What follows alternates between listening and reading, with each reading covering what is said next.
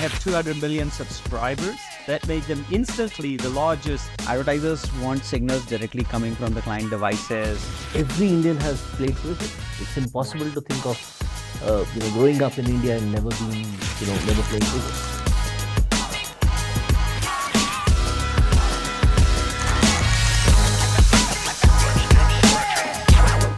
Hello, everyone. Welcome back to our podcast.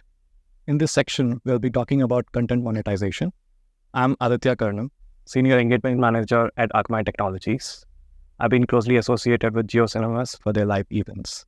So, Nick and Asho, welcome back to this episode. Thank you. So, I'd like to start how AVOD strategy with a live event has disrupted the landscape within India region. And the other players also doing the same thing. So what made you take that approach towards this large-scale event?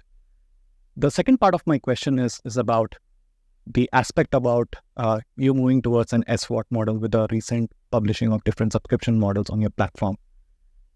So how does that particular thing impact your overall strategy? Well, sure.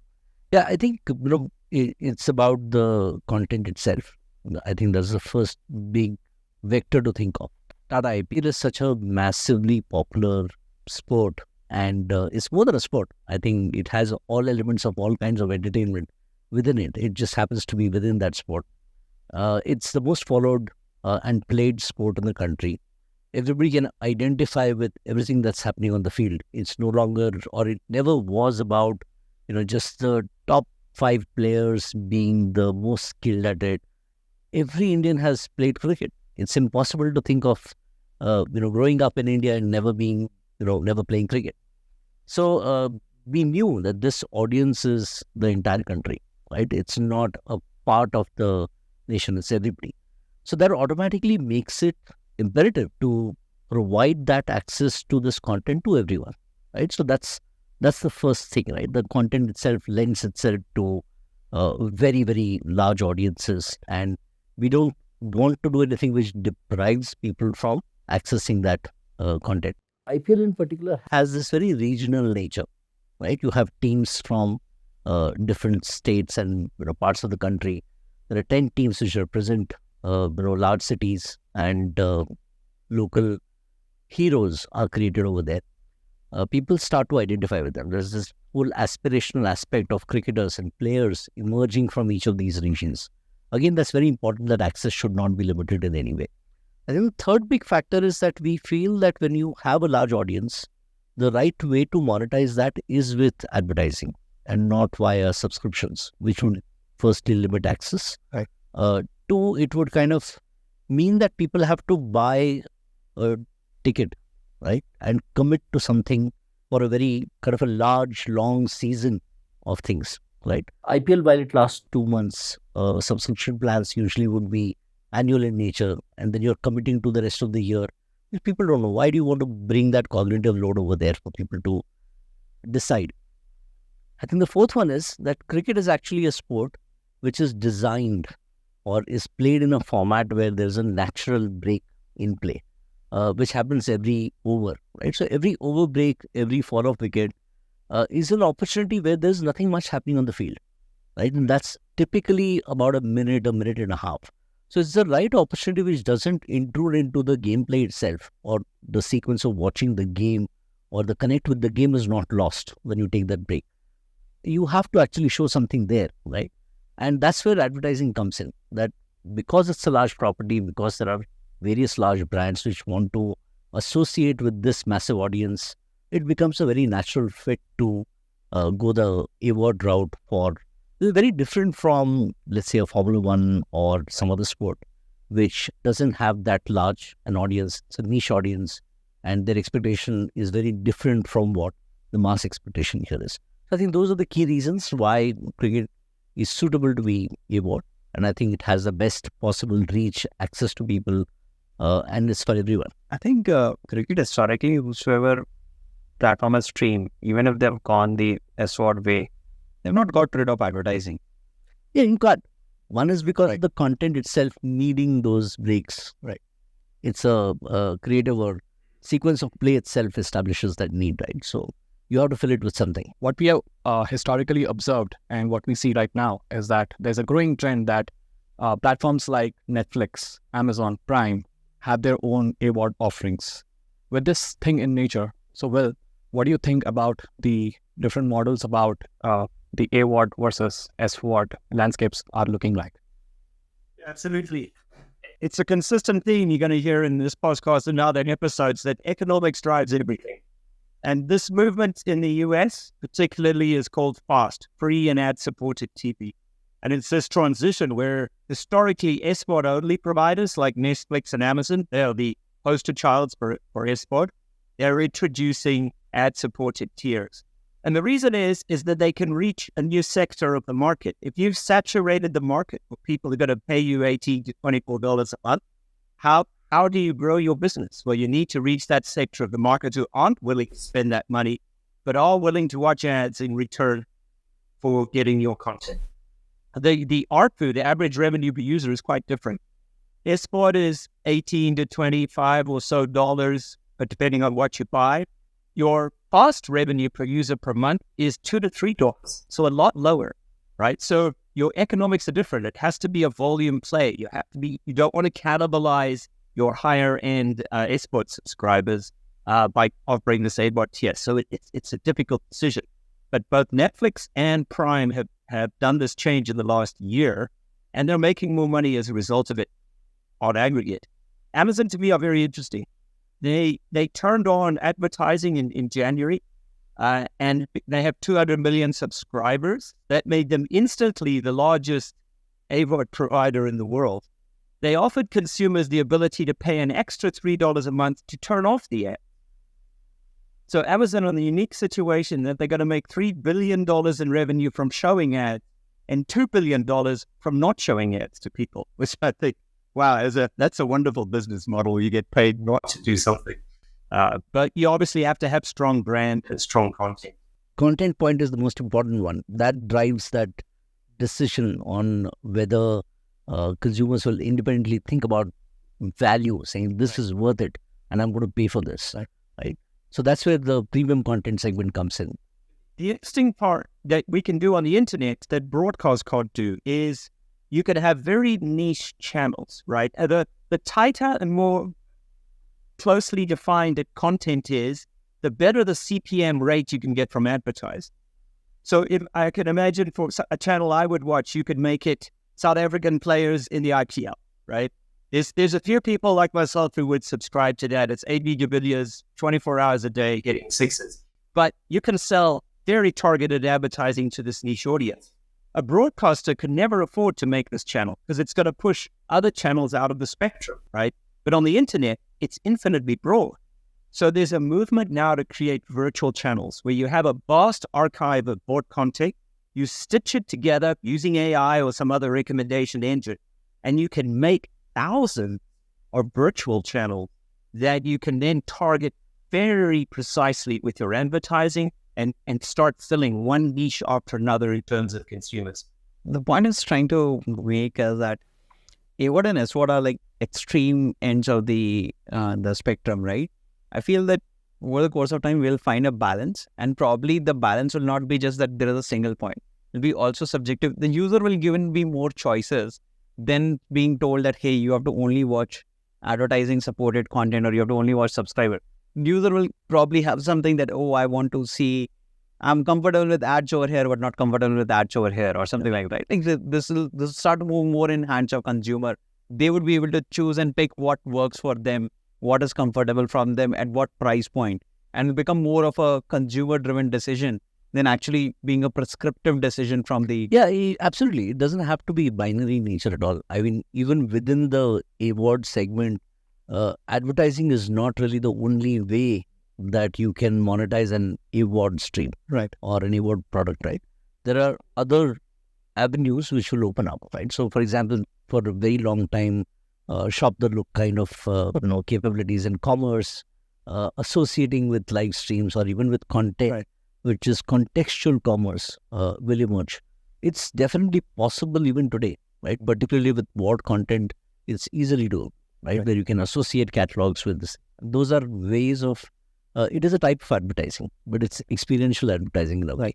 So it's different, but it lends itself to more new types of business models, particularly performance-oriented models, which are not reach kind of models, where you're not buying a massive amount of impressions in bulk. Right. You're targeting, like Will was saying, very specifically to an audience of a particular show, of a particular genre or subgenre of content, and you have advertising which wants to associate with that specific audience, right?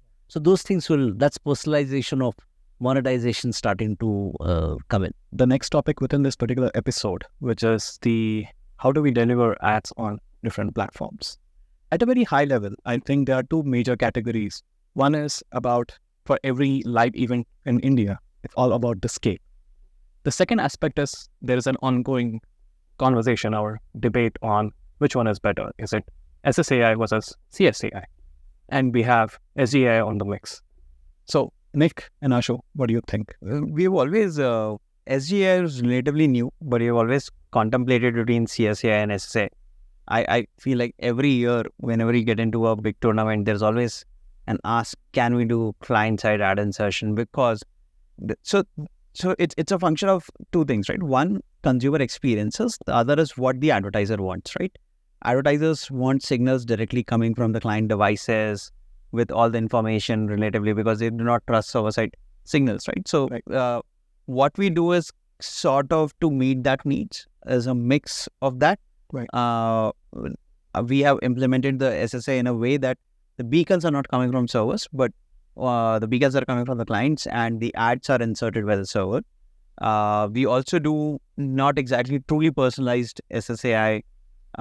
We do a targeted and a cohort-based SSAI system where we group users into certain buckets and show them the same ad, because there are various factors, right? One is scale, right, cost, and there's a lot of other things which comes, right?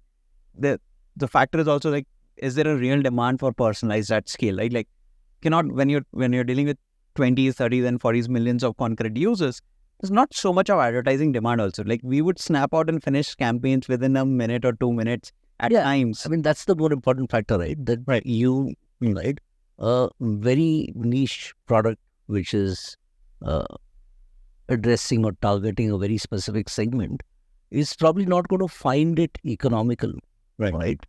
Because that's a mass audience, mass reach kind of a product in itself. If I talk about the sport itself, right?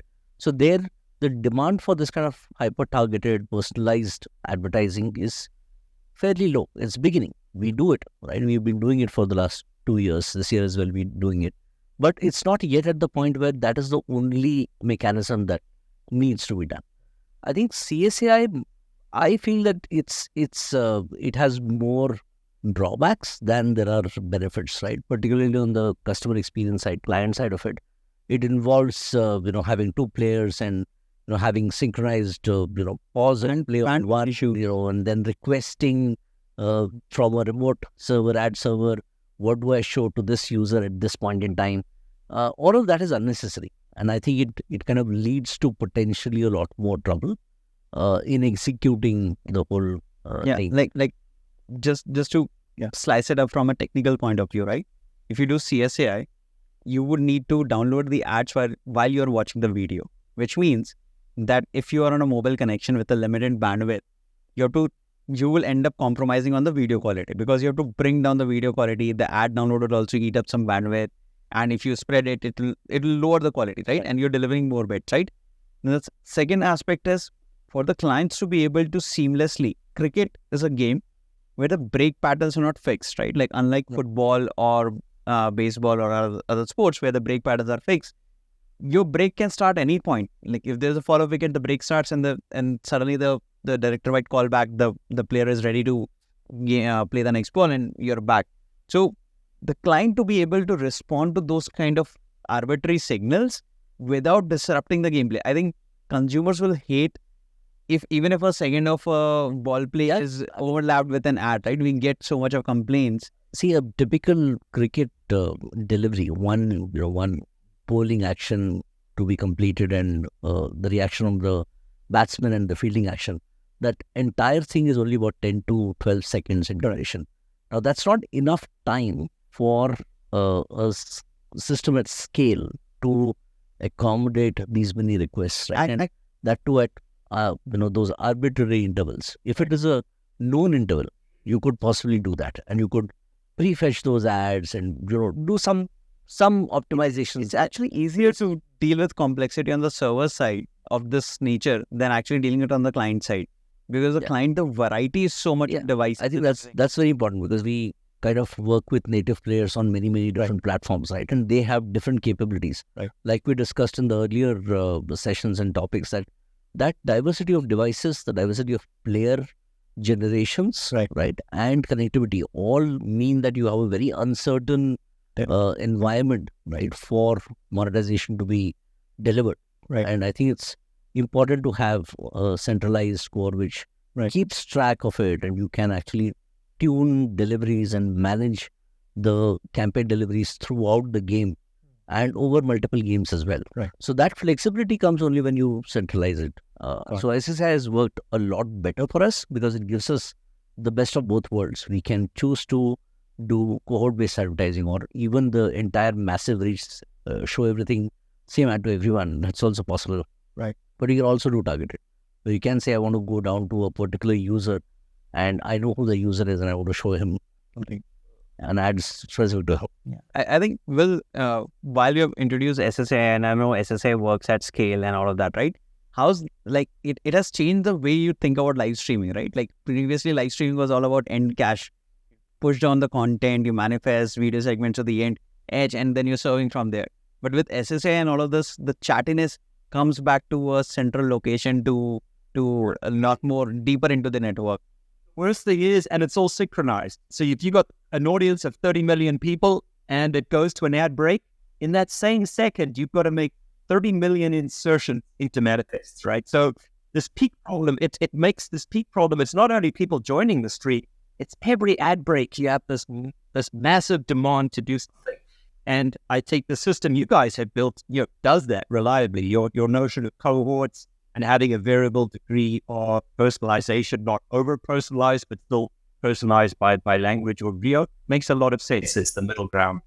And certainly globally, we're seeing a decline in client side for the reasons you mentioned, that there's just too much diversity at clients. You can't control the behavior. So you can't guarantee a consistent ad experience if you're trusting 300 different versions of smart TV and mobile phone to do the same thing at the same time. So server side gives you consistency. The server guided that we've spoken about is where it's going next. So we should probably talk about that a little bit, and also why it's not going to get there too quickly, in my opinion. With server side, you have to condition your ad content, at least with HLS, to match the primary content that it's in. This is ad conditioning. And then you put discontinuity markers in, and your player plays through it. With server guided, you basically insert a little placeholder to say, okay, client, here is a completely different playlist that you can go and insert. It's the ad. That ad might have different bit rates, might even have a different codec. So the server's guiding you, but the client is still the one making the request. The advantage of this system is that you don't have to condition the ad content. So you can prepare your VOD assets completely independently, and you can substitute them in. The challenge is it's not supported by all players. And we had this problem we came back to with codecs, which is if you're an ad provider now, the vast majority of your clients, so your safe bet is to continue doing discontinuity-based server side, and only your newer iPhones can do the interstitial, as it's called with HLS. So you're faced with a tough challenge. Do you want to double your ad complexity, or do you just want to stay with safe harbor? And my feeling is we're going to see with advertising, as we see with ABC codec, I think for the next 20 years, we're going to have discontinuity-based HLS ad insertion just because it works on all the devices. And in the Dash world, we're also introducing server guided right now, and it's part of this path towards harmonization. So the same ad can then be used in an HLS and a Dash experience. So that's the future where we're going, but it's going to take a very slow progress to get there, just because of the economic challenges of making that a bro. I want to add something on the server guided. One important aspect, which is often when we're doing SSA with multi-CDN, it becomes tricky, is that you cannot have ads being served from one CDN, right? Ads has to be also supported and be served from multi-CDN. So you're doing server guided and you're trusting the ad provider to deal with the video serving and all of that. Yeah. That also has its own challenges, right? Like your ad provider anyway has to be very coupled with your entire serving and delivery module.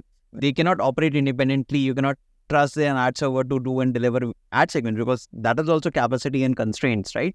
So even though you might say that with SGI, yes, you can do away with conditioning and trying to match that layer by layer and discontinuity, but it still has a lot of complexity, probably the same level of complexity you would have with SSAI in terms of planning. The big advantage with server guided, if you imagine it, 30 million players are told, okay, go pull another playlist. So whatever is serving your ad content sees no traffic for 10 minutes and then sees a spike of 5 terabits per second lasting 30 seconds, and then it goes away again. That's terribly difficult to make reliable. So at least by pulling the content in. So it's a very good point to match the provider of your CDN with your primary content. That's ideal, or at least have equivalent levels of service and have the same capacity planning for your ads as you do for your primary content. Yeah. There's one more factor, Will, which I kind of looked at some time back, which was that SGI required a predetermined duration, right? So you have to define the period of ad insertion. It has to be known before ad.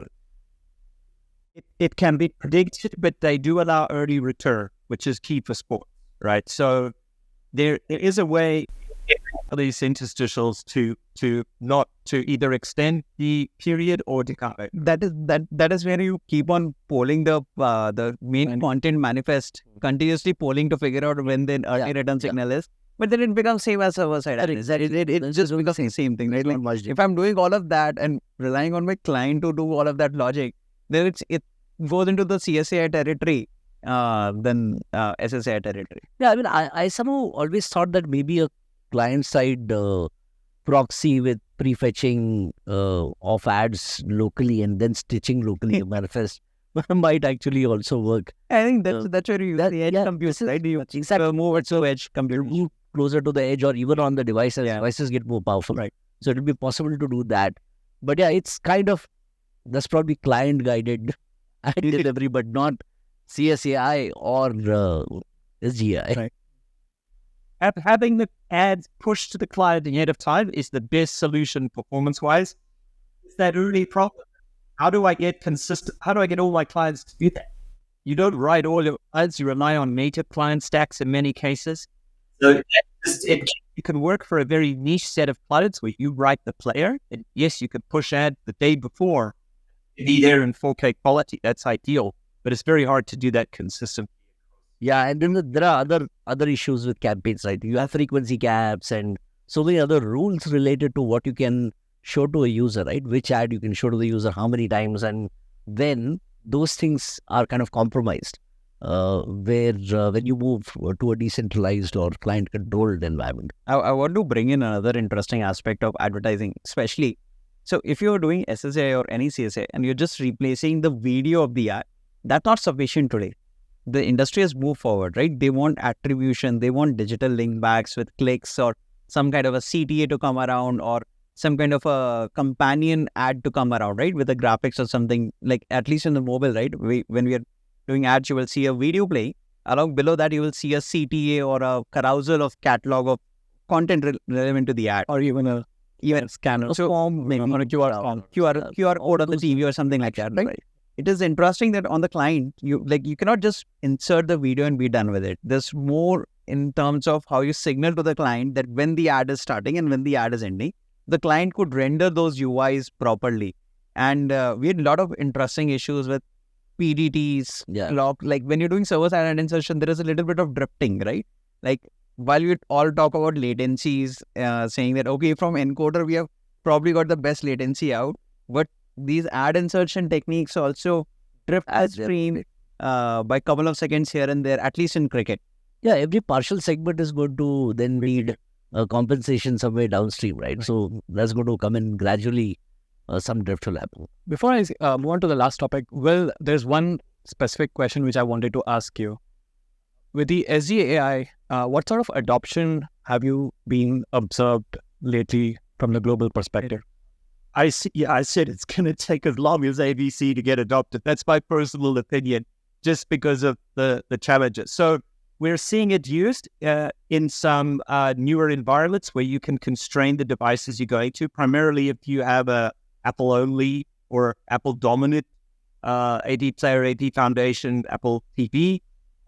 It works, it can work, but I'm not seeing large scale usage at this point. Got it. Yeah, even on the Dash side, I think there are two methods. There is the X-Link on request method, and then there's the media presentation time, I think, and that's not yet standardized.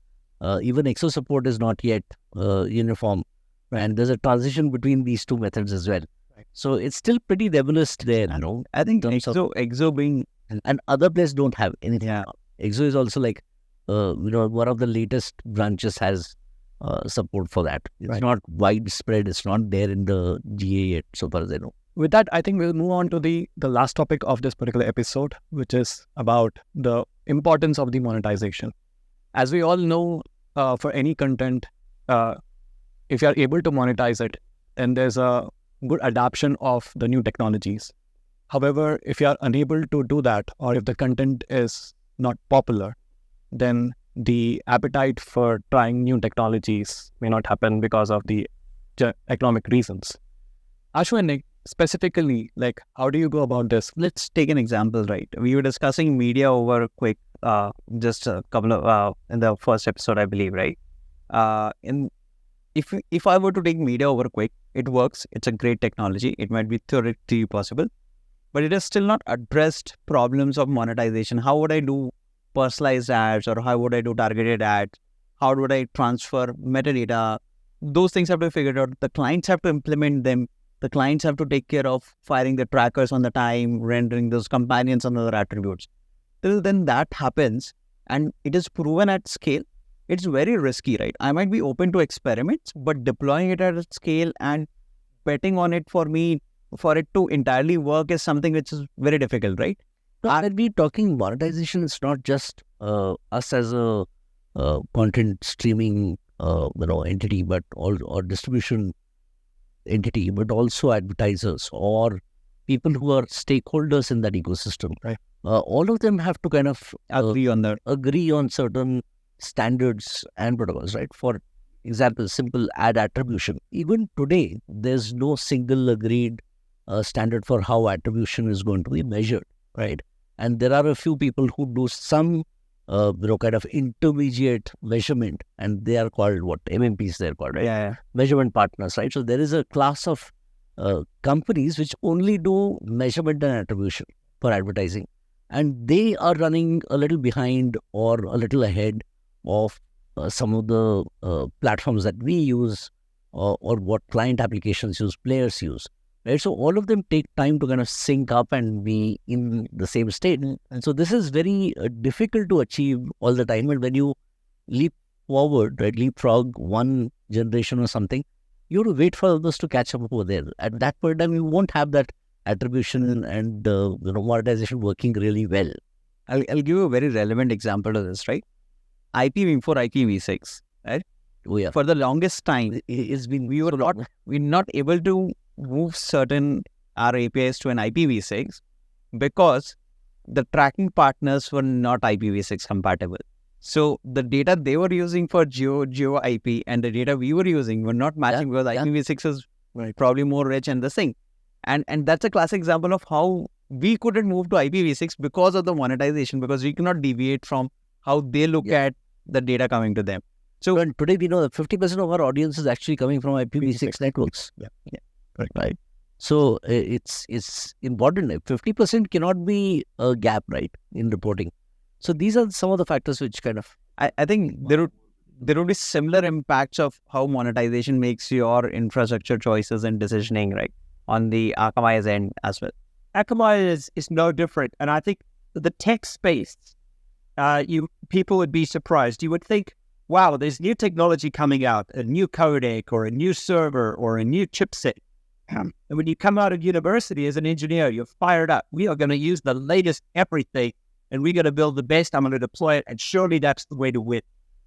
And I can tell you that you run up against two real-world realities. The first is legal. I never anticipated the number of things that were limited by legal constraints. And it's very frustrating because there's better technology, but you can't use it. And the second one, as we're talking about now, is economics, that you deploy things that allow you, your company, and your customers to make money. And they have to make money in the short term. So there's this hump. We can clearly see a future where IPv6 everywhere is a better solution, where VVC codec everywhere is better, where server guided is a better place we want to get. But getting there is more expensive because we have to do multiple things and we have to support a diversity. And therefore we make the rational decision that we need to keep our businesses going, right? We need to do what is economically feasible. So the economics as a CDN govern it, right?